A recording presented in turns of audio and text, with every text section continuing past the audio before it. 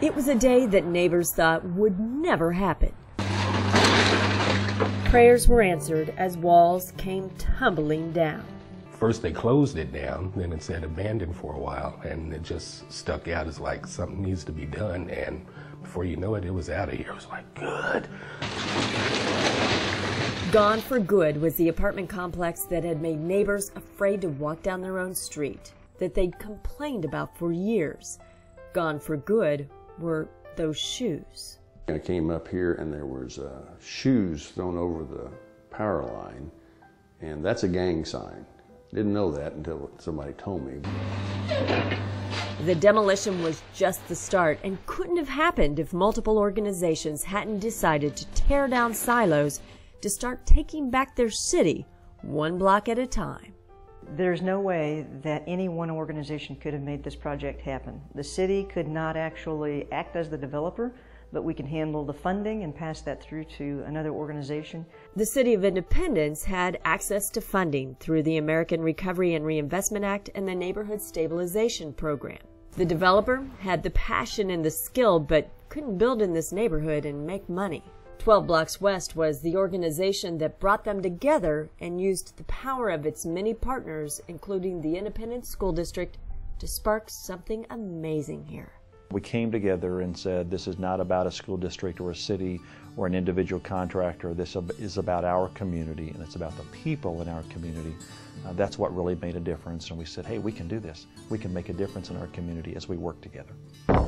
Where those shoes once hung and where that building that frightened neighbors once stood is one beautiful single-family home already built and another under construction.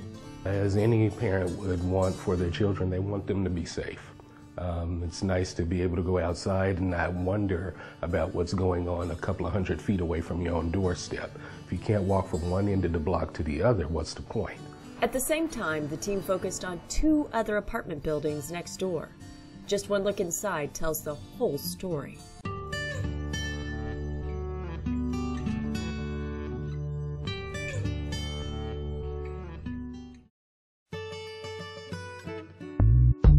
Just take a look at what those apartments look like now.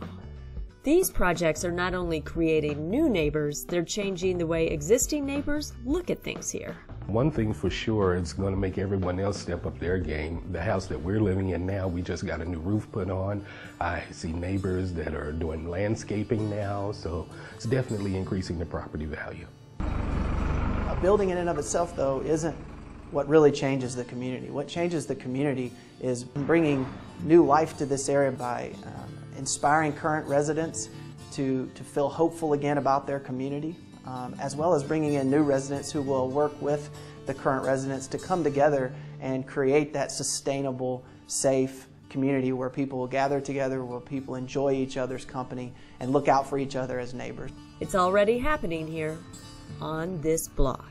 We decided that this was the best approach, to take one block at a time, to make an improvement that people could really see and get their arms around, and then show them that we can then move over to another block. The private developer who took a risk getting involved here says now he's ready to tackle the next project. It's very gratifying to me to see the neighborhoods come back. It's gratifying and inspiring. What happened here can happen elsewhere, one block at a time.